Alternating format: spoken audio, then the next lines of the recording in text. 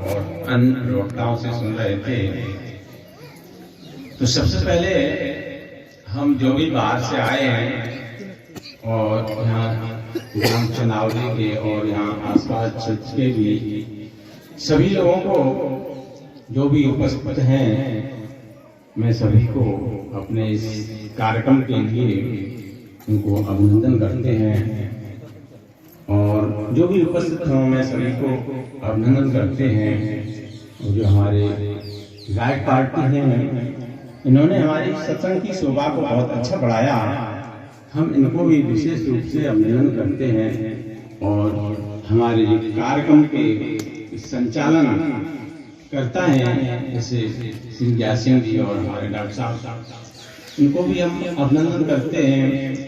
और विशेषकर हम उनको अभिनंदन करते हैं जो इस कार्यक्रम के जो आयोजक बने, जैसे चनावली के श्री कृष्ण जी हैं और श्री रामनरेश जी हैं, उनको हम विशेष रूप से अभिनंदन करते हैं।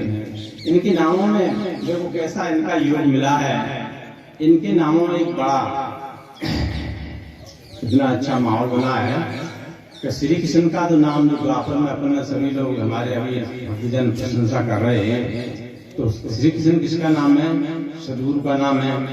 और राम नरेश जी को कहते हैं, राजा को कहते हैं। तो गुरु और राजा इन्होंने दोनों मिलकर के इस सत्संग की शोभा को बढ़ाया और हम उनको विशेष रूप से इनको अभिनंदन करते हैं। और ऐसा आशा भी करते हैं कि ऐसे प्रोग्राम को देख करके सभी लोग और भी उत्पन्न करें, जिससे लोगों को इस सत्संग का और वास्तव में अपने जीवन का लाभ मिले। ऐसा हम सभी से अपेक्षा रखते हैं। तो अभी हमारे संतजन आप लोगों को सुना रहे थे ईश्वर के बारे में और गुरु के बारे में। वास्तव में इन लोगों ने गुरु की प्रशंसा की है। ये वास्तव में गुरु ऐसे ही प्रशंसनीय है। गुरु की महिमा का अपन नहीं वर्णन कर सकते। जैसे हमारे महान पुरुष कहते हैं कि भाई गुरु की महिमा है अमित, कहे न सकत श्रुति शेष, और जिनकी कृपा कटाक्ष से रंगों होत नरेश। गुरु की कितनी महिमा अमित माने अपार होती है, जिसका कोई पार ही नहीं है। इस संसार में गुरु की महिमा का हम क्या पार कर सकते हैं? कोई पार पा ही नहीं सकते हैं। कहे न सकत श्रुति शेष, श्रुति वेद को कहते हैं। हम वेद भी बखान नहीं कर सकते गुरु की महिमा को। और शेष कहते हैं ये जैसे ब्रह्मा विष्णु महेश, वो भी गुरु की महिमा का बखान नहीं कर सकते हैं। जिनकी कृपा कटाक्ष से, कटाक्ष माने जरा से इशारे मात्र से, रंगों होत नरेश। इन्हें रंग जो है ना गरीब को कहते हैं, गरीब भी राजा बन जाते हैं। गुरु की ऐसी महिमा होती है। वास्तव में गुरु की ऐसी महिमा है। आप लोग इस बात को जानते भी होंगे। अभी हमारे सभी लोग इस बात की प्रशंसा कर रहे थे कि गुरु थे दत्ता महाराज, इन्होंने कितने लोगों को कल्याण किए। मतलब भौतिक आध्यात्मिक तो कल्याण अपने को मिल ही गया। मतलब अपने ईश्वर को जाना, ईश्वर पर विश्वास कर लिया जानने का, तो अपना आत्म कल्याण तो है ही। भौतिक भी कल्याण, भौतिक कल्याण भी उन्होंने कई लाख लोगों को कल्याण किए। तो ये इस तरह से गुरु की मानता है, यानी गुरु की महिमा है। इस तुलसीदास भी कहते हैं कि भाई गुरु बिन बहु निध तरे न कोई, जो बिरंज शंकर से मोही। गुरु के बगैर हमें संसार सागर को नहीं पार कर सकते। गुरु बिन जो बिरंज, बिरंज कहते हैं ब्रह्मा को और शंकर। चाहे अपन ब्रह्मा कितने बड़े हो जाएं, चाहे शंकर कितने बड़े हो जाएं, पर गुरु के बगैर अपन इस संसार सागर से पार नहीं हो सकते। भाई गुरु एक माध्यम ऐसा होता है। अपन वैसे भी अपन अपने मोटे तौर से देख लें, किसी भी चीज को प्राप्त करना है या कहीं जाना है तो माध्यम तो अपने को ढूंढना ही पड़ेगा। जब तक अपने को माध्यम नहीं मिलेगा तो हम अपने लक्ष्य को प्राप्त नहीं कर सकते। देखो मानव जीवन, हमारे अभी संतजन सभी लोग मानव जीवन की काफी प्रशंसा कर रहे थे, शास्त्रों के अनुसार बतला रहे थे कि ये मानव जीवन अपने को बड़े भाग से मिला है और इसकी वास्तविकता, अपना वास्तविक उद्देश्य क्या है। इन मानव जीवन का उद्देश्य जो है, उद्देश्य की पूर्ति अपन नहीं कर पाए तो ये जीवन अपना बेकार चला जाएगा। और बेकार कैसा चला जाएगा, कभी 84 में चला जाएगा, तो इसकी काफी लंबी उम्र में अपन को भटकना पड़ेगा। जैसे हमारे ये सेवक लोग अभी बता रहे थे, हम आपको थोड़ा सा सेवकों की थोड़ी सी परिभाषा आपको बताते हैं कि सेवक किसे कहते हैं, सेवक का क्या तात्पर्य है। सेवक जब तक अपन सेवक नहीं बनेंगे तो स्वामी नहीं बन पाएंगे।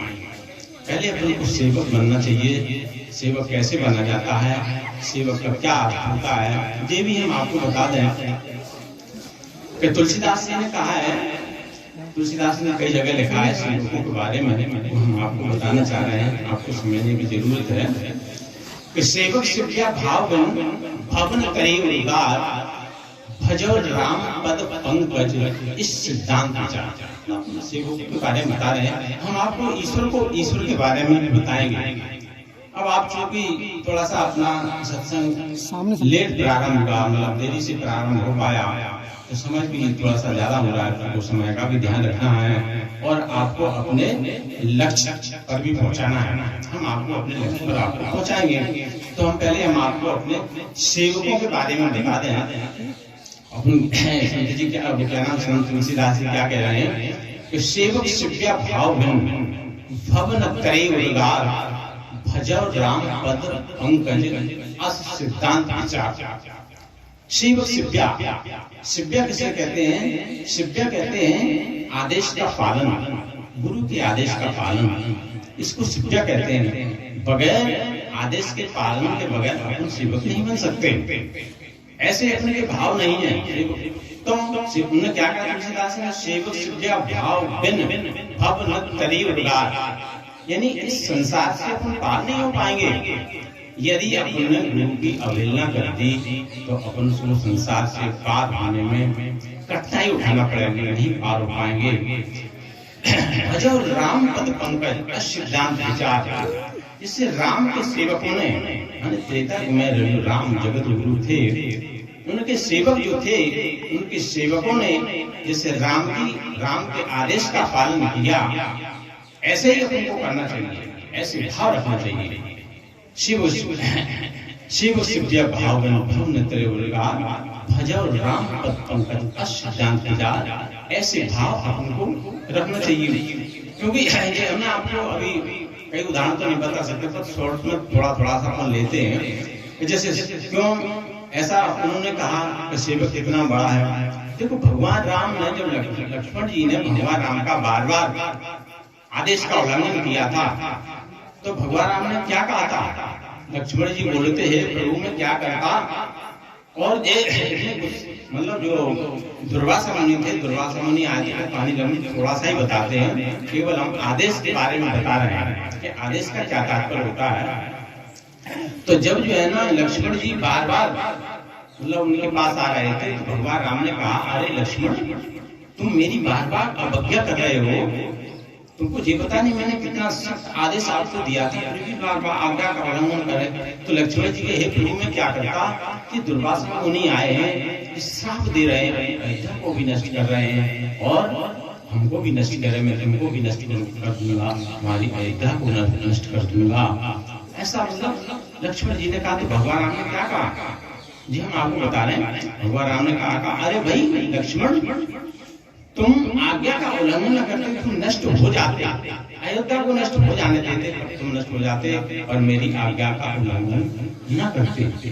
तो वो यहाँ तुलसीदास जी बता रहे हैं, जो राम पद पंकज, सिद्धांत विचार, ऐसे सिद्धांत को अपन को विचार करके चलना चाहिए, तब अपन अपने लक्ष्य पर पहुंच पाते हैं। और भी लिखा तुलसीदास ने सेवक के बारे में, सेवक जैसे हमारे जो सेवक लोग अभी सत्संग से शुरुआत ही कर रहे हैं, थोड़ा सा इसलिए अपन बताना चाह रहे हैं कि सेवक कितना, सेवक की मतलब पराकाष्ठा कितनी ऊंची होती है, और सेवक बनना तो बहुत कठिन थोड़ा होता है। लेकिन बनना भी जरूरी है।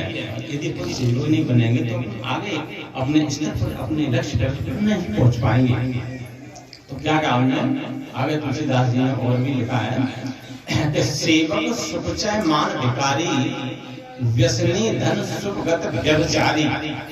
अब इसका भी अर्थ हम समझ लें, बहुत से लोग समझ गए और नहीं समझ गए होंगे तो हम इसका अर्थ आपको समझा देते हैं।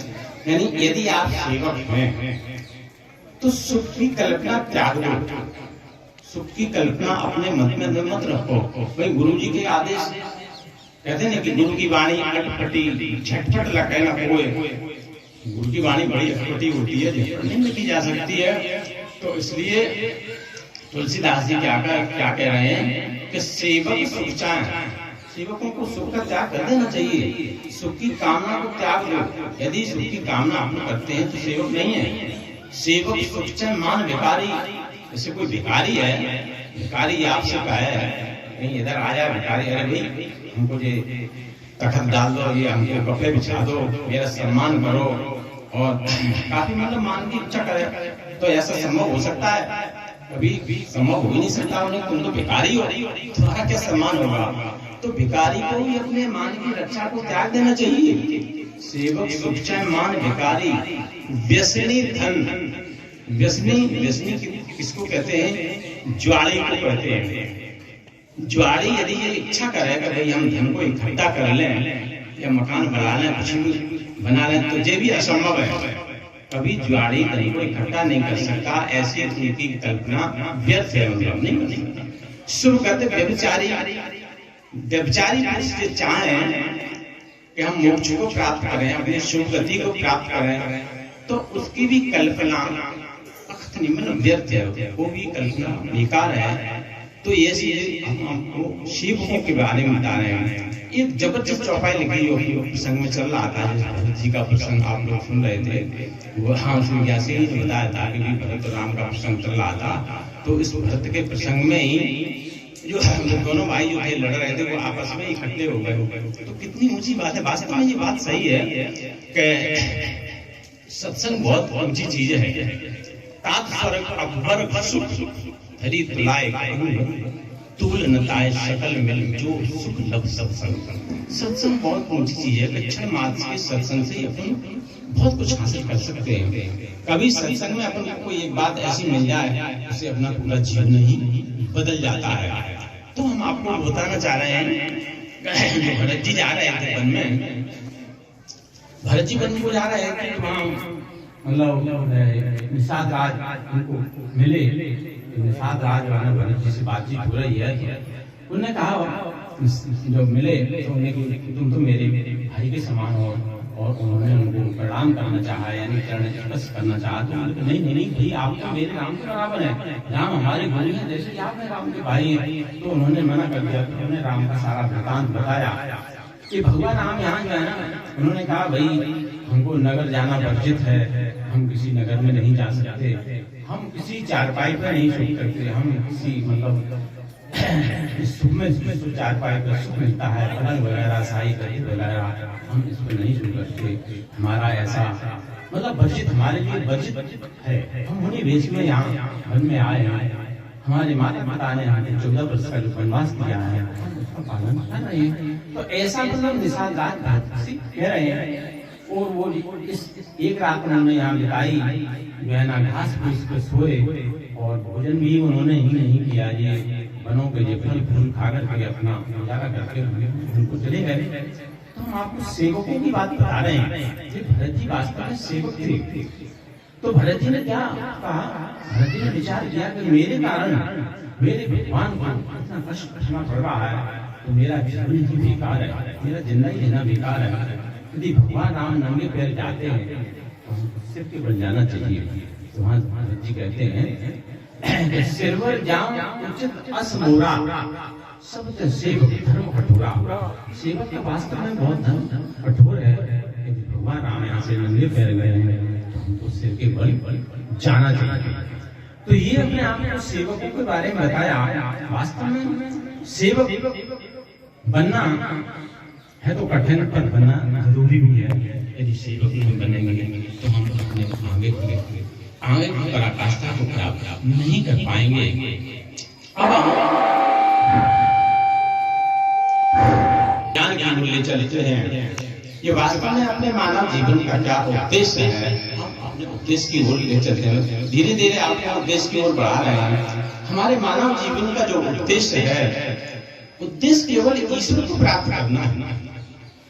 ईश्वर को प्राप्त करने के लिए हमको ये मानव देह मिली है। दूसरा कोई कार्य ऐसा इतना आवश्यक नहीं है जितना आवश्यक कार्य है ये अपने को ईश्वर की प्राप्ति करने का। जैसे संत तुलसीदास जी ने कहा है, नर समान कवने देही जीव चराचर चाचर देही। ये अपन को जो मनुष्य शरीर मिला है, ये मनुष्य शरीर के बराबर ये किसी की भी देह नहीं है।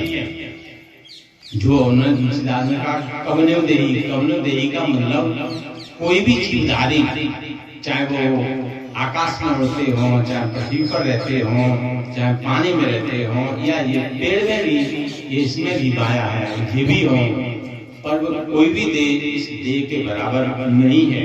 तभी तो तुलसीदास ने कहा कि नर समान कवने देही जीव चराचर जाचर देही। सारे जीव इसकी याचना करते हैं कि हमको भी ये शरीर मिले तो हम भी उसी परमात्मा का भजन करें, याचना हमें प्रार्थना करते हैं। तो हमको ये मनुष्य शरीर मिला है, इसलिए मिला है अपन उस परमात्मा को जान लें, हम अपने अपने जीवन के लक्ष्य को जान लें। हमारा यदि जीवन का लक्ष्य पूरा नहीं हुआ तो फिर ये सफर बहुत लंबा आपको पड़ेगा, बहुत महंगा आपको सफर पड़ जाएगा, यानी अपन 84 में पड़ चले जाएंगे। जैसे कहीं अपन, जैसे हमारे संत जी भी अभी लोग चर्चा कर रहे थे, बता रहे थे आपको बारे में, कई ईश्वर के भजन, जैसे अपन कहीं भूत प्रेतों की पूजा करते हैं या पत्थरों की पूजा करते हैं या अन्य किसी की भी पूजा करते हैं। कभी जैसे अपन देवी देवताओं की पूजा में करने में लग गए तो अपनी अंतमति सुगति, हमारे संत जी इसके बारे में बता रहे थे कि अपन जो अंतमति, जैसे अपन जो भी पूजा करते हैं, आप सभी लोग देखो मानव है ना, जितने भी अपन लोग यहाँ बैठे हुए हैं और भी संसार में बहुत लोग हैं जी, इस परमात्मा का ही अंश है। जो अपने अंदर ये आत्मा है, जो कोई दूसरी नहीं है, ना किसी कहीं से आई, ये परमात्मा का ही अंश है। तभी अपन लोग, बहुत से लोग कहते हैं, आप लोगों ने ध्यान दिया हो कि आत्मा सो परमात्मा, ये परमात्मा का ही अंश है। हमें उसी परमात्मा को जानना है, ये परमात्मा का, तो वही हमारा लक्ष्य है। तो इस लक्ष्य को प्राप्त करने के लिए अपन को मानव देह मिली है। जैसे अपन बताना चाह रहे थे कि कहीं अपन देवी देवताओं की पूजा कर ली तो अपन को ऐसे अपने महान पुरुषों का मत है कि उनको 2 कल्प तक पृथ्वी भूमि में रहना पड़ता है, और 2 कल्प तक एक कल्प में 4 युग होते हैं। जैसे अपने महान पुरुषों के अनुसार इस सृष्टि का ये 11वां कल्प चल रहा है, इस सृष्टि का 11वां कल्प चल रहा है। तो ऐसे 2 कल्प तक अपन को उस योनि में रहना पड़ेगा, और उसकी पूर्ति होने के बाद फिर अपन को 84 में जाना पड़ता है। तो अपन इस समय ले कि अपन ने ईश्वर को नहीं जाना तो अपनी उम्र, मतलब अपना जीवन, अपनी यात्रा कितनी लंबी हो जाएगी पता नहीं। फिर अगले जन्म में इस गुरु मिले कि नहीं, कहाँ कैसा सहयोग मिले। तो इसलिए अभी बहुत अच्छा मौका है, सुनहरा मौका है ईश्वर को जानने का।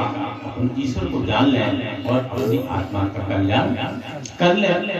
इसलिए मनुष्य का जन्म मिला है। इसके लिए अपने भागवत में, अपने रामचरितमानस में कई जगह बड़े विशिष्ट उदाहरण दिए गए हैं। इस भागवत में भी कई उदाहरण हैं कि लोग आपका जैसा हम लोग विचार करते हैं, जैसे भी लोग, बहुत से लोग बैठे हुए हैं या मतलब सभी लोगों ने इस ईश्वर को, मतलब 70-80% लोग बैठे हुए वो जाने होंगे, कुछ लोग नहीं जाने होंगे। तो वो भी इस पर विचार करें। देखो परमात्मा ने अपने को ये मानव दे दी है, काय के लिए दिया है? इसी के लिए दी है। तुलसीदास ने लिखा है रामचरितमानस में कि सो जाना है ताए देव देनाई, और जान तुम्हें हो जाए। भाई आप भी उस परमात्मा को जान सकते, कोई भी जान सकता है, आप क्यों नहीं जान सकते? ये परमात्मा को देह मिली है, ये परमात्मा को जानने के लिए मिली है। और यदि अपन नहीं जानेंगे तो अपना जीवन ही बेकार चला जाएगा। ऐसे अपने भागवत में कई उदाहरण दिए गए हैं। इस भागवत में वैसे तो कई उदाहरण हैं, आप विलंब में अपने एक छोटा सा उदाहरण पकड़ लेते हैं, जिससे उस उदाहरण के माध्यम से अपन आपको ये बता दें कि वास्तव में कि अपन को जीवन परमात्मा के लिए मिला है और अपना ये लक्ष्य यही है। वैसे हमारे संत जी भी सभी बता रहे थे, हो सकता है उतना अच्छा व्यक्त नहीं कर पाए हों, उतना अच्छा नहीं समझा पाए हों, पर अपन प्रयास करेंगे थोड़े से समय में आपको समझाने का। भागवत में एक दृष्टांत दिया गया है कि माता जैसे देवभूति थी, माता देवभूति वो ईश्वर को नहीं जानती थी। ईश्वर को जैसे हमारे भी लोगों ने कहा कि वो सतयुग में भी वास्तव में सत्य का विषय था, त्रेता में जैसे संत जी बता रहे थे, लेकिन सतयुग में सभी लोग सत्य को जानते थे, लेकिन उनमें भी राजा अम्बरीश ऐसे थे जो ईश्वर को नहीं जान पाए। उन्होंने 104 गुरु कर लिए, तब भी ईश्वर को नहीं जान पाए थे। तो वहीं जब 105 गुरु किए थे, तो वहीं से ये चौपाई चली है, दोनों गुरु मेरे ने सांचा और दोनों करो 105।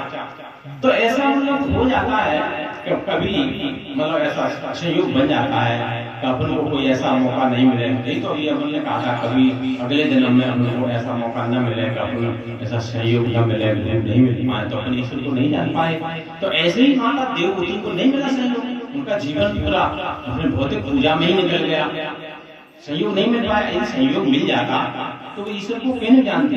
भाई आपको हम ईश्वर को बताएंगे, आपको सारी बात बताएंगे कि भाई ईश्वर के बिना आपका जीवन अधूरा है, और जो भी आप पूजा याचना कर रहे हैं, जिस सारे शास्त्रों में मना कर दिया है, तो आप जरूर मानेंगे भाई आप भी तो परमात्मा के अंश हैं। मन बुद्धि चित्तअहंकार जो हमारे अंदर है, वो आपके अंदर है, वो सभी के अंदर है, जरूर आप मानेंगे। आपको कोई बताने वाला हो, यदि बताने वाला नहीं है तो कैसे मान पाएंगे? भाई सत सुधरें सत्संगत पाई, सट यानी मूर्ख लोग भी इस सत्संग से सुधर जाते हैं। अब ऐसे ही तुम मान के चलें, जो अभी बता रहे थे कि एक बात पे ही जो है ना, कि दो भाई में घमासान युद्ध चल रहा था, लड़ाई झगड़ा वो एक स्वरूप पे ही मानेगा। ऐसे ही यदि आपको कोई बताने वाला हो तो आप भी मान जाएंगे, जरूर मान जाएंगे। बताने वाला तो बताने वाला चाहिए, तभी मानोगे। तो इसी तरह से अपनों को ये विचार करने का ये विषय नहीं है कि भाई सतयुग और त्रेता में उस समय तो सत्य का ही बोलबाला था, सभी लोग सतयुगी थे, तो भी ईश्वर को नहीं जान पाए। भाई उनको ऐसा सहयोग मिला, ऐसा सहयोग मिला ही नहीं कि वो परमात्मा को जानने का, कोई परमात्मा को जानने वाला नहीं मिला, तो नहीं जान पाए। तो ऐसे ही माता देवभूति उनका जीवन जो है ना, अपने भौतिक पूजा में संलग्न थी, भौतिक पूजा कर रही थी। भौतिक पूजा करते करते उनके जो पुत्र कपिल मुनि थे, जो 5 वर्ष के थे, तो बेचारे 5 वर्ष से, अब कपिल मुनि तो जो ही अपने जन्म से ही आत्मज्ञानी थे, वो गर्भ से ज्ञानी थे, उन्हें पूरा ज्ञान इस आत्मज्ञान के बारे में पूरा मालूम था। देखो आपको एक और बात भी बता दें कि ये अपना आत्मज्ञान ही सत्य है। जैसे हमारे कभी इस संत जी ने श्लोक पढ़ा था, आपने शायद ध्यान दिया होगा कि भगवान अर्जुन से कह रहे हैं कि नाना शास्त्र पठन लोके नाना देव पूजनम आत्मज्ञान है बात सर्व कर्म निरर्थकम।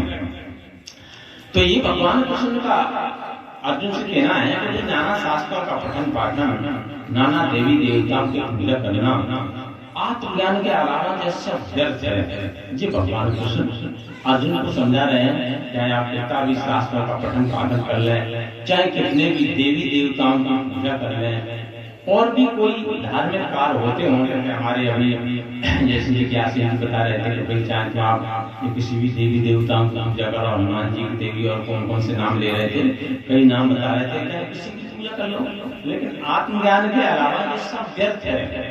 आत्मज्ञान ये सब व्यर्थ। भागवत में जी अपने संत तुलसीदास जी भी कह रहे हैं, भाई तुलसीदास जी भी इसी की पुष्टि कर रहे हैं कि आत्म अनुभव सुख प्रकाशा तो वो मूल ब्रह्मनाशा।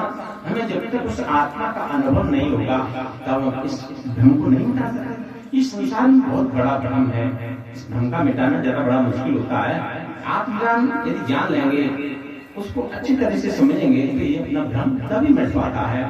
तो ऐसे ही अपने जो कपिल मुनि थे, अपनी माता को वो देख रहे थे कि माता जो है ना, प्रतिदिन एक मंदिर था, अपन सभी गांव में मंदिर रहते ही हैं, देवी हनुमान जी का ये सभी तरह के मंदिर होते ही हैं। बनाते हैं तो मंदिर में जाया करती थी और प्रतिदिन वो पूजा करती थी। जाकर के जब वो पूजा करती थी तो कपिल मुनि को जो चिंता हुई कि मेरी माँ जो है ना रोजाना कहाँ पूजा करने जाती है, थाली सजा करके नहा धो करके सुबह। तो हमारे गुरु महाराज जी एक बात बता रहे थे, अभी यहाँ भी थोड़ी पहले चर्चा चल रही थी, बीच बीच में बात आ जाती है कुछ समझ आपको, आप लोगों को भी जानकारी दे रहे हैं। उन्होंने कहा कि मानना और जानना, मानना और जानना दो विषय हैं। मानना कठिन है और जानना सरल है। यानी कठिन काम को तो अपन कर लेते हैं, ऐसे अपने गुरु महाराज जी ने एक प्रसंग में कहा था, ये कठिन काम को तो अपन कर लेते हैं लेकिन सरल काम नहीं कर पाते। ये सरल काम अपन नहीं कर पाते, मतलब जानने वाला ये सरल काम है इसको नहीं कर पाते। इसके पीछे संत तुलसीदास जी ने दुआ भी बड़ा अच्छा लिखा है। संत तुलसीदास जी ने क्या लिखा है कि निर्गुण रूप सुलभ करती, नहीं जानना कितना सरल है। तो वो भी संत तुलसीदास जी इसी की पुष्टि कर रहे हैं कि निर्गुण रूप सुलभ यति सगुण जानने कोई सुगम अगम नाना चरित सुन मुने मन भ्रम हो। तो तुलसीदास ने कितनी जबरदस्त बात लिख दी कि भाई निर्गुण जिसकी अपन को इच्छा है, आस है, ये तो सुलभ है। तो वही अपने गुरु महाराज जी बता रहे थे कि ये जानना भी सरल है, यानी निर्गुण रूप सुलभ है, सरल है, मतलब सरलता से जाना जा सकता है। और मानना बड़ा कठिन है। कठिन काल को तो अपन कर लेते हैं लेकिन सरल काल को नहीं कर पाते। अब ये मानना क्यों कठिन है? मानना इसलिए कठिन पड़ जाता है, भाई चलो भाई अपने इसको माना कि ये पेड़ है, चलो भाई इसको ईश्वर मान लो, या पत्थर को ईश्वर मान लो, या देवी देवताओं को ईश्वर मान लो। जैसे हमारे कबीर साहब कहते हैं, जो अभी अभी किसी संत जी ने दुआ पढ़ा था, कहां न पूजे हर मिले तो मैं पूजू पहाड़, और इससे तो चाकी भली पीस खाए साथ। मतलब पत्थर पूजने से ईश्वर मिले तो हम तो बड़े पहाड़ पूजे। हमारे कबीर साहब कह रहे हैं, अरे भाई तो उन्होंने कहा ये तो व्यर्थ है, तो इससे तो अपनी घर की शक्ति अच्छी है, कम से कम अपने को आटा देती है भोजन के लिए, तो ये तो सब व्यर्थ है। तो वो ही बता रहे हैं। तो ये कहने जानना और मानना, तो जानना जो है ना सरल है, सरल को नहीं कर पाते और कठिन काल को अपन कर लेते हैं। तो ये भी आपको ध्यान देने की जरूरत है।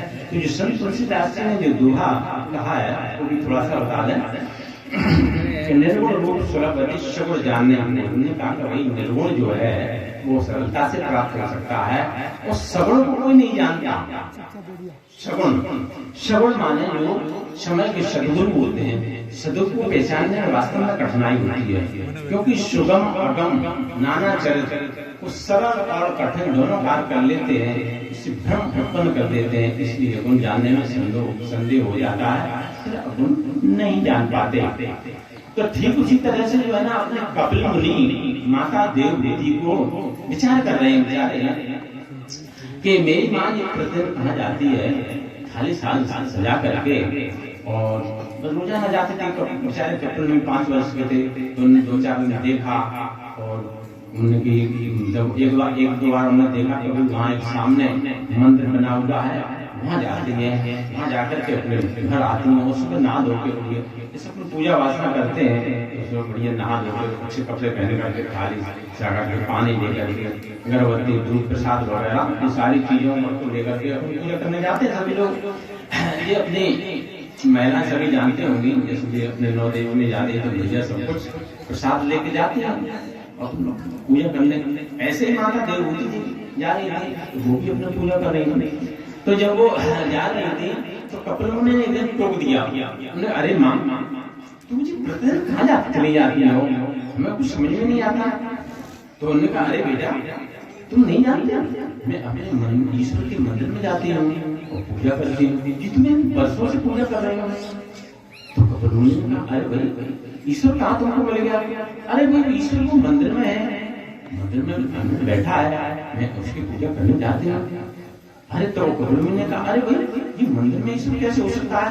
वहाँ तो एक पत्थर की मूर्ति है, पत्थर की हो या अष्टधातु की या किसी भी की हो, अपन कई प्रकार की मूर्ति बना सकते हैं। उनकी ये मूर्ति में ईश्वर भाई कैसे हो सकता है? ये तो हम अपने मूर्ति बनाने वालों को यहाँ बुला लें, चारों मूर्ति बनवा देना, तो क्या ईश्वर ऐसे हो जाएंगे? तो उनकी माता बोले, अरे बालक अभी छोटा है 5 वर्ष का, तुम ईश्वर को क्या जाने, मैं जन्म से इस पूजा को करती आ रही हूँ, तू नहीं जान सकता बेटा, तू ईश्वर को नहीं जानता ना, और मैं जो है ना जाती हूँ अपने ईश्वर की पूजा करने। तो कपिल विचार कर रहे हैं, कपिल मुनि आत्मज्ञानी थे, वो गर्भज्ञानी थे, वो जन्म से ईश्वर को जानने वाले थे। तो कपिल मुनि ने अपनी माँ को समझाया, ये माते, ये पत्थरों में ईश्वर नहीं होता, ईश्वर तो जाना जाता है, ईश्वर का कोई रूप नहीं होता। जैसे अपने संत तुलसीदास जी ने एक दोहा लिखा है रामचरितमानस में, तो हम आजकल रामचरितमानस बड़ा अच्छा प्रचलन में है, आप रोजाना देखते हैं, अखंड रामायण रोजाना पढ़ रहे हैं, बराबर पढ़ते चले जा रहे हैं। अब उसमें क्या लिखा है इसका कोई पता नहीं है, मतलब उसको रामायण लिखने से भी मतलब नहीं, उसमें क्या इसका क्या तात्पर्य है तो कोई पता नहीं है, लेकिन पढ़ते बराबर पढ़ते चले जाते हैं। तो वही कह रहे हैं, जो कपिल मुनि अपने शास्त्रों का अपनी माँ को समझा रहे हैं, तुलसीदास जी भी उसी बात की व्याख्या कर रहे हैं। जैसे सती जी जो ब्रह्म गाथा तो उन्होंने यही कहा था, क्या कहा था, वो कहानी पूरा नहीं बता सकते, तो समय अपनी मेन चीज ले रहे हैं, ये आपको थोड़ा सा समझ में आ जाए। उन्होंने कहा कि ब्रह्म जो व्यापक विरज अज अकल अनी अभेद शोक बेदर होय न जाय न जानत वेद। तो इसी तरह से जो है ना अपने कपिल मुनि माँ को समझा रहे हैं। अब आप लोगों को भी समझना चाहिए, वो जो परमात्मा है, जो ब्रह्म है, व्यापक इस संसार में व्याप्त है, नहीं है, पूरे संसार में व्याप्त है, सभी जीवों में उसी परमात्मा का अंश है। ब्रह्म जो व्यापक ब्रज का मतलब होता है विरक्त है, संसार में व्याप्त तो है लेकिन विरक्त कैसे है, मतलब अपन को थोड़ा सा यहाँ संदेह होगा तो भाई कैसे विरक्त है वो।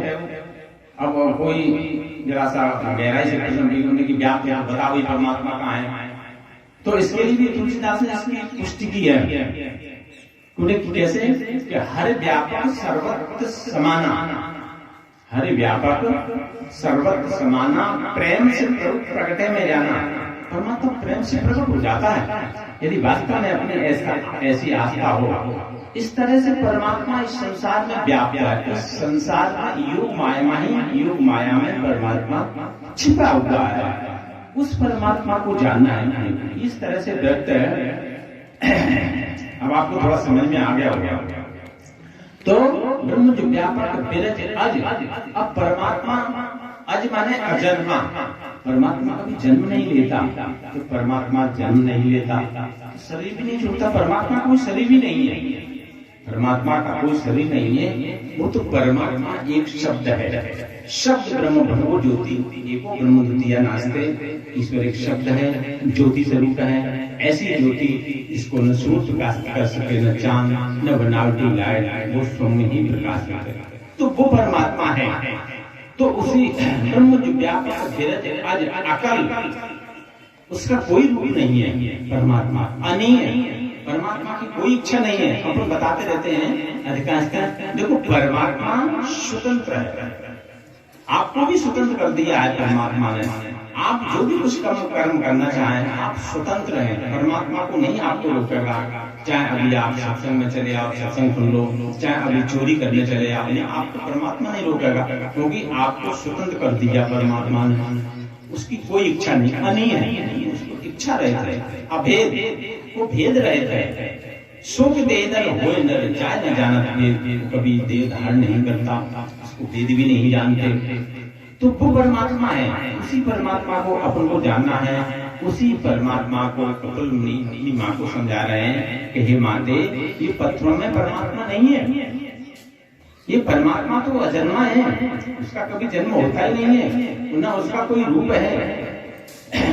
वो इस योग माया में छुपा हुआ है, वो तो अंतर्दृष्टि से देखा जाता है, इस नेत्रों से परमात्मा को नहीं देख सकते। तो ऐसा कपिल मुनि अपनी माँ को बहुत बात समझा रहे हैं। तो वो कपिल मुनि को अपनी माँ की कितनी चिंता सता रही है, कभी माँ ने ईश्वर को नहीं जाना तो ये अधोगत में चली जाएंगी, अधोगत में जाने से ये 84 में चली जाएंगी, 84 की उम्र पता नहीं कितनी लंबी होगी, फिर इन्हें जन्म जन्म भटकना पड़ेगा, तो ऐसा कपिल मुनि कितनी संवेदना व्यक्त कर रहे हैं अपनी माँ को उस मतलब भौतिकता से, उस भौतिकता यानी उस नरक से परमात्मा अपनी माँ को बचा रहे हैं कपिल मुनि। तो कपिल मुनि बहुत प्रयास कर रहे थे माँ को समझाने के लिए, माँ नहीं समझ रही है। माँ जी कह रही, अरे भाई तुम व्यर्थ की चर्चा कर रहे हो, इससे हमारे कोई समझ में नहीं आती। हम तो जो प्रतिदिन मंदिर में जाती थी, मैं तो वही सी पूजा कर रही हूँ और मैं जन्म से करती आ रही हूँ। तो कोई आज की या वीक या एक साल की कहानी थोड़ी है, मैं बरसों से कर रही हूँ, मैं पूरा जीवन ही निकल गया। अब तू अभी छोटा वाला है, तुम ज्ञान को क्या जाने? अरे ज्ञान क्या होता है मुझे पूछो, मैं जानती हूँ, मैं अपने मंदिर में जाती हूँ, रोजाना अपनी पूजा करती हूँ। तो कपिल मुनि ने कहा कि हे माते, यदि तुम मंदिर की पूजा नहीं छोड़ोगी तो मैं आपका त्याग कर दूंगा। तो कपिल मुनि ने कहा, अरे तुम मेरा त्याग भी करने लगी? तो कपिल मुनि बहुत कहते हैं कि आप भाई त्याग कर दोगी तो हम आपका त्याग स्वीकार करेंगे और हम आपका भी परित्याग कर देंगे। तो मतलब यानी एक बात विचार करने की है कि जो माता देवभूति थी, उन्होंने मनी पत्थर यानी भौतिक पूजा को छोड़ना स्वीकार नहीं किया, छोड़ने को तैयार नहीं हुई, अपने पुत्र को छोड़ना स्वीकार कर लिया। तो ये भी एक बहुत बड़ी बात है। कोई भी माँ अपने पुत्र को छोड़ना स्वीकार नहीं करेगी, चाहे वो कितना भी अपराधी हो, कुछ भी हो, आखिर उसका पुत्र है, पुत्र को कभी छोड़ना स्वीकार नहीं करेगी। लेकिन माता देवभूति ने अपने पुत्र को छोड़ना स्वीकार कर लिया और अपने भौतिक पूजा को छोड़ना स्वीकार नहीं किया। तो ऐसे कपिल मुनि ने कहा, भाई तुम ये नहीं छोड़ोगे तो हम तुम्हारा परित्याग कर देते हैं। मतलब उन्होंने कहा, भाई आप भले मेरा परित्याग कर दो पर मैं अपने ईश्वर को नहीं छोड़ पाऊंगी। तो कपिल मुनि ने परित्याग कर दिया, अपने नगर से बाहर चले जाते हैं। कपिल मुनि नगर से बाहर चले गए। बाहर जाकर के काफी समय व्यतीत हुआ, काफी समय रहने लगे। वो विचार करते हैं कपिल मुनि, भाई मेरी माँ दुर्गत में जा रही है तो अब इसको कैसे बचाया जाए। बचाने के लिए उपाय अपने ढूंढ रहे हैं। उपाय ढूंढते काफी समय हो गया। उनकी अपनी माँ को अपनी अधोगत से तो बचाना ही है। तो उन्होंने उपाय उनके दिमाग में आया। काफी समय बीते और मतलब वर्षों बीत गई होंगे, साल 2 साल तो बीते गए होंगे। इस तरह से जो है ना कपिल मुनि ने क्या विचार किया, उन्होंने भाई अपना भेष बदला जाए। अपन इस भेष को बदलते हैं और माँ को बचाने के लिए उन्होंने भेष बदला। उन्होंने बढ़िया रंगीन, जैसे अभी संजन हमारे में तो भगवा कलर है, बढ़िया लाल कलर। एक वो पंथ होता है दूसरा जिसमें बड़े लाल कलर पहनते हैं, पूरे लाल कपड़े।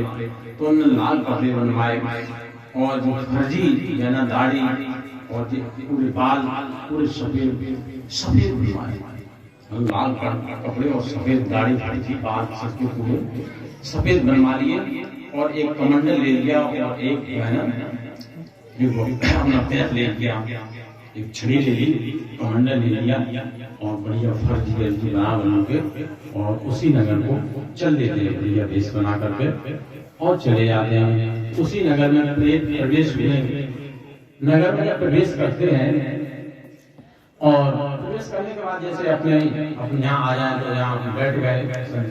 बहुत लोगों ने संत का वेश देख करके सभी ने प्रणाम किया। और संत जी बहुत पुराने हैं, शायद संत जी 100 वर्ष के होंगे। तो उन्होंने कहा कि फर्जी वेश बना लिया था, कोई उनकी उम्र ही नहीं पहचान पा रहा था। तो भाई लगभग 100 वर्ष के तो संत होंगे ही। तो अपने संत जी बैठ गए, किसी ने अपनी चारपाई डाल दी और बैठ गए। बैठ करके सब लोग बिठा दिए कि आप सभी लोग बैठो और अपने प्रवचन करने लगे। प्रवचन में वही आध्यात्मिक ज्ञान बताने लगे। भाई आप लोग ईश्वर को जान लो, तुम्हारा जीवन ईश्वर के लिए मिला है। अगर आप ईश्वर को नहीं जानोगे तो आप अवगत में चले जाओगे, आपके जन्म बिगड़ जाएंगे। तो ऐसे आध्यात्मिक प्रवचन करने लगे। तो लोगों ने सोचा कि भाई ये तो 100 साल का संत है, ये तो ईश्वर को मिलाने की बात कर रहा है। भाई अब आप लोग विचार करें, अगर आपसे कहा यार नहीं चलो हम ईश्वर का साक्षात्कार कराते हैं, ईश्वर का दर्शन कराते हैं, यदि आप जरा भी बुद्धि या जरा भी आपके मन में विचार हो भाई भाई हमको जब ईश्वर मिल जाए या ईश्वर के हम दर्शन कर लें तो फिर हमें आगे क्या चाहिए। तो ऐसे सभी लोग विचार कर रहे हैं कि चलो ईश्वर की बात कराते तो बहुत ऊंचा समझ है। तो सभी लोग बहुत काफी पूरे गांव के इकट्ठे हो गए, ऐसे प्रचार प्रसार कर मतलब अपना प्रवचन कर रहे हैं संत जी, और प्रचार करते करते पूरे नगर में जुड़ा पड़ गया, उनके नगर में बहुत बड़े संताएं हैं और ईश्वर की बात कर रहे हैं, ईश्वर को मिलाने की बात कर रहे हैं, और ये अपने जन्म जो है ना अच्छे बनाने की बात कर रहे हैं, आध्यात्मिक प्रवचन कर रहे हैं और कह रहे हैं कि मुझे बहुत पूजा व्यर्थ है। ऐसा पूरे नगर में उनका प्रचार प्रसार हो गया, उनके अपने नगर में बहुत ऊंचे संताएं हैं। तो उनका उसी नगर में ही तो उनका मकान था, और अपने नगर में जो है ना माता देववती को पता लगा कि अपने नगर में बहुत बड़े संताएं हैं, 100 वर्ष के तो ईश्वर की जनाने की बात कर रहे हैं। तो उनकी माने अपने शिवाचार्य जो उनके सिपाही थे, सिपाहियों को भेजा, क्योंकि वो जमींदारी थी, जमींदारी उस जमाने में बहुत बड़ा पद होता है।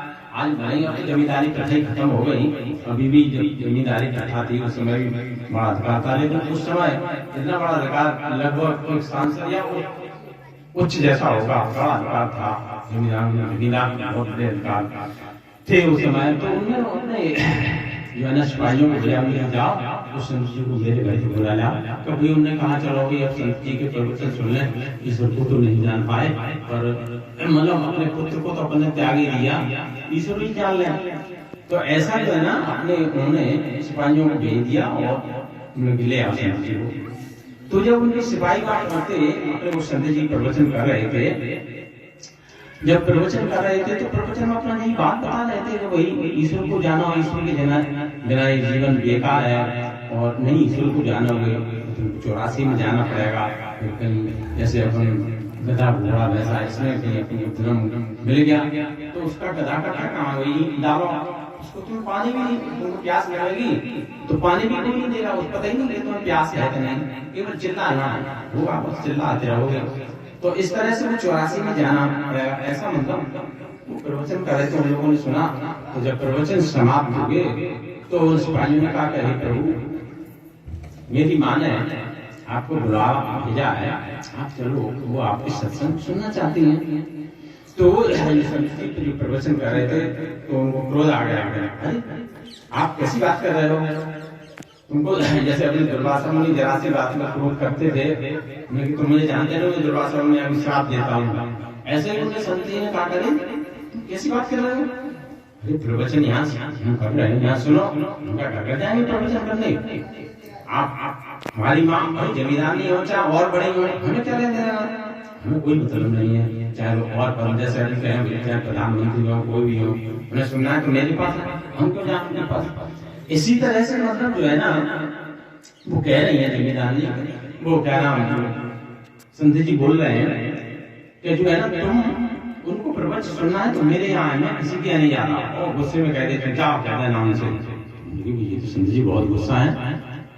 तो वो जो है ना उनके जो सिपाही थे वो पहुंच गया, तो उन्होंने वैसे ही कहने लगे वो आए नहीं, अरे वो संत जी तो बहुत गुस्सा हो गए, वो आए तो है ही नहीं और गुस्सा और हो गया। उन्होंने कहा भाई उनको प्रवचन सुनना है तो मेरे पास आए, हम क्यों जाए। तो उन्होंने कहा चलो कोई बात नहीं, कोई संत जी है चलो वहीं चलते हैं। तो उन्होंने अपना रथ सजवाया, उन्हें माता देववती ने अपने सभी सिपाहियों को लिया और जाकर के वहीं पहुंच गए। तो यहाँ संत जी का प्रवचन चल रहा था, प्रवचन में कोई अपना प्रवचन कर रहे थे, प्रवचन में वही अपना कह रहे थे कि भाई आप ईश्वर को जान लो, ईश्वर को हम जानेंगे, मेरा काम है ईश्वर जनाने का। तो जब प्रवचन समाप्त होगा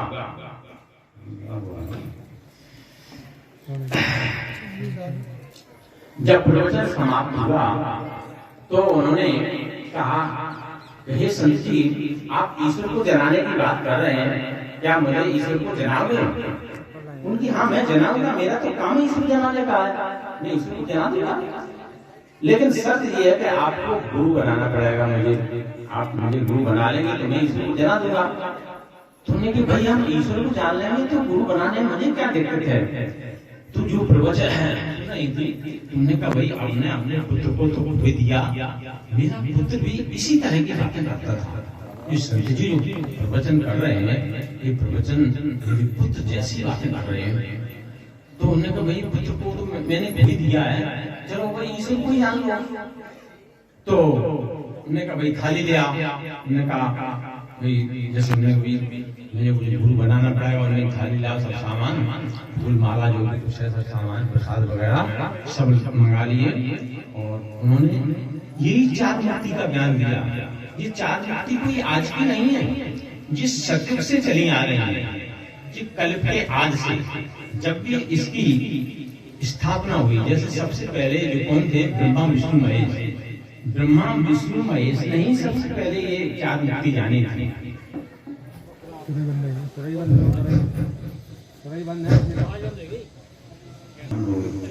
तो ये बताना चाह रहे हैं जो अपनी ये चार मुक्ति हैं, ये चार मुक्ति कोई अभी की क्यों नहीं है, आज से चली आ रही है। जैसे अपन स्मरण करते हैं, सबसे पहले अभी सभी लोगों ने स्मरण किया कि गुरु ब्रह्मा गुरु विष्णु गुरुदेव महेश्वरा गुरु साक्षात परब्रह्म। तो अपन इनका स्मरण करते हैं, इसलिए अपन इसका स्मरण करते हैं कि इन्होंने ज्ञान का प्रचार सबसे पहले इन्होंने नहीं किया था।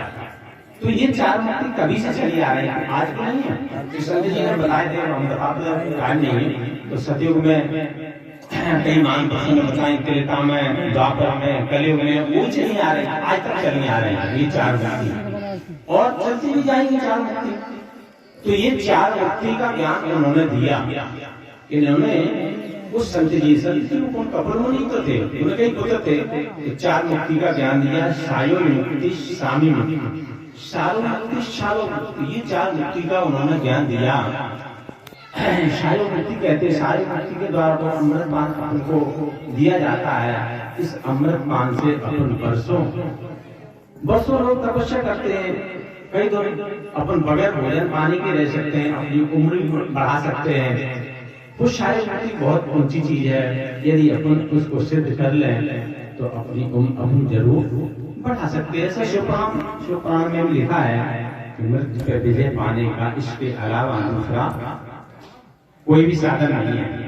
ये सारी मुक्ति अब सामी मुक्ति के द्वारा जो परमात्मा का नाम हमारे संजन बता रहे थे कि परमात्मा का नाम अकथ है, अविनाशी। परमात्मा के नाम को इस मुंह से नहीं कहा जा सकता। जैसे कभी सामने कहा कि श्वास श्वास हर बजो, वृथा श्वास को, मतलब परमात्मा का नाम जो है ना अपने मनवाणी में नहीं है, परमात्मा का नाम परावाणी में है। अपने अंदर चार वाणियां होती हैं, वैकृति, पश्चिमी, मध्यमा और परा। तो ये तीन वाणी जैसे बोल रहे हैं इसको वैकृति कहते हैं, पश्चिमी अपने अंदर कुछ ना कुछ विचार बनते हैं इसको पश्चिमी कहते हैं, और मध्यमा श्वास को बोलते हैं। और श्वास के अंदर ही एक परावाणी है, उस परावाणी से परमात्मा के नाम का स्मरण किया जाता है। वो परावाणी को हमको जानना पड़ेगा। वो परावाणी के माध्यम से कपिल मुनि ने अपने माता देवहूति को बताया बारे में। तुलसीदास ने भी लिखा है कि जिनका नाम ले जग माही, सकल अमंगल मूल नसाई। तुलसीदास ने दावा कर दिया कि जो नाम आप स्मरण करेंगे, तुमने क्या कह दिया, सकल अमंगल यानी सारे अमंगल जड़ समेत नष्ट हो जाते हैं। तो वो परमात्मा का नाम हमको जानना पड़ेगा। मनवाणी नहीं है, वो परावाणी में परमात्मा का नाम है। तो कोई खबर इस परावाणी में अपनी माँ देवहूति को नाम बता रहे हैं। अब उन्होंने सारो मुक्ति का ज्ञान दिया। सारो मुक्ति का उन्होंने ज्ञान दिया तो उन्होंने साक्षात्कार कराया, परमात्मा का साक्षात्कार, जो उन्हें सूर्य सदृश परमात्मा का साक्षात्कार कराया। उन्होंने अभी पढ़ा था तो शब्द ब्रह्म भगवत ज्योति एको ब्रह्म द्वितीय नास्ते, ईश्वर एक शब्द है। जो तुलसीदास से भी लिखा है कि व्यापक एक ब्रह्म अविनाशी शब्द चेतन घन आनंद राशि, परमात्मा एक है, वो व्यापक है, वो सत्य वही चैतन्य है और वही आनंद देने वाला है, वो परमात्मा। तो वो बोध कराया। और चौथी शालो मुक्ति का भी बोध कराया। शालो मुक्ति के बारे में हमने बताया कि आपको 9 प्रकार की मुक्ति सुनाई देती है, जिसको शब्दा सिद्धि बोलते हैं। इस पे मानव के जीवन में अनेक प्रकार की कठिनाई इससे दूर हो जाती है। तो इस प्रकार से उन्होंने कपिल मुनि ने अपनी माँ को 4 मुक्तियों का ज्ञान दिया। तो ये 4 मुक्ति का जो ज्ञान दिया तो उनकी माँ बड़ी प्रसन्न हुई कि भाई हम तो उस ईश्वर को उस मंदिर में ही जो पत्थर उसी को ईश्वर जान रहे थे, परमात्मा तो ये है, परमात्मा तो एक शब्द है। तुलसीदास ने कहा बिन पत्थर सुने बिन गाना कर बिन कर्म करे बिन नाना, ये जो है ना परमात्मा, परमात्मा तो शब्द है। तो जब उन्होंने शब्द को देखा माता देवहूति ने शब्द का उन्होंने विश्वास किया कि परमात्मा मेरा तो पूरा जीवन ही धोखे में चला गया। यानी जीवन जो भी अभी उन्होंने पूजा यातना की, आज तक का जीवन मेरा सब बह गया, मतलब हमारी तपस्या सब बह गई, चली गई पूरी। तो उन्होंने कहा, तो उन्होंने अपना दंडवत करना चाहा माता देवहूति ने, किनको? कपिल मुनि को। तो कपिल मुनि ने क्या कहा, हे माते अब तुम दंड मत कर, मैं तेरा ही पुत्र हूं। तब उन्होंने कहा कि हे माते मैंने बार बार आपको समझाया, मैंने पूरी कोशिश की, पर तुम भौतिकता से न हट पाई, इसलिए हमें सारा उपाय करना पड़ा। मैं तेरा ही पुत्र हूँ। फिर उन्होंने अपनी जटा वटा हटा ली, उन्होंने कहा मैं ही कपिल मुनि हूँ, तेरा ही पुत्र हूँ, अब तू मेरे दंड मत कर, मैं तुम्हारे कल्याण के लिए अपने इस तरह से आपके लिए उपाय अपने ढूंढे थे आपके लिए। तो माता देवहूति ने क्या कहा कि हे पुत्र, अब कुछ भी हो, अब तू मेरा पुत्र नहीं, अब तू मेरा पार परमात्मा है, अब तो मैं तेरे साक्षात दंडवत करूंगी। तो माता देवहूति ने उनके अपने पुत्र कपिल मुनि के दंडवत किए हैं। दंडवत जानते हैं आप लोग? लेट के हैं, लेट के दंडवत किया जाता है। तो उनकी माँ ने अपने पुत्र के दंडवत किया, जैसे रामचरित मानस में कहा है कि मन को राम दंडवत कीना, तो ये दंडवत किया जाता है। इस तरह से अपनी जो 4 मुक्ति हमने आपको बताई, अपना मानव जीवन तभी सफल होगा जब हम 4 मुक्ति जानेंगे। 4 मुक्ति कैसे जानेंगे? किसी ऐसे सदगुरु की शरण में जाए जिन्हें 4 मुक्तियों का ज्ञान हो, तभी अपन 4 मुक्ति जान सकते हैं, अन्यथा अपन को नहीं प्राप्त हो सकती। अब चूंकि समय जा रहा है, समय जा रहा है और अपन आगे नहीं बढ़ाना चाह रहे, तो लेट भी होता, अपना टाइम भी 4 बजे का था और 4:30 बजने जा रहे हैं। और अब अंत में हमारा एक यही निवेदन है कि अपने जीवन को सफल करने के लिए अपन जरूर आत्मज्ञान को जाने, जिससे अपना लक्ष्य पूरा होगा। अपने मानव जीवन का यही लक्ष्य है कि अपन उस परमात्मा को जाने।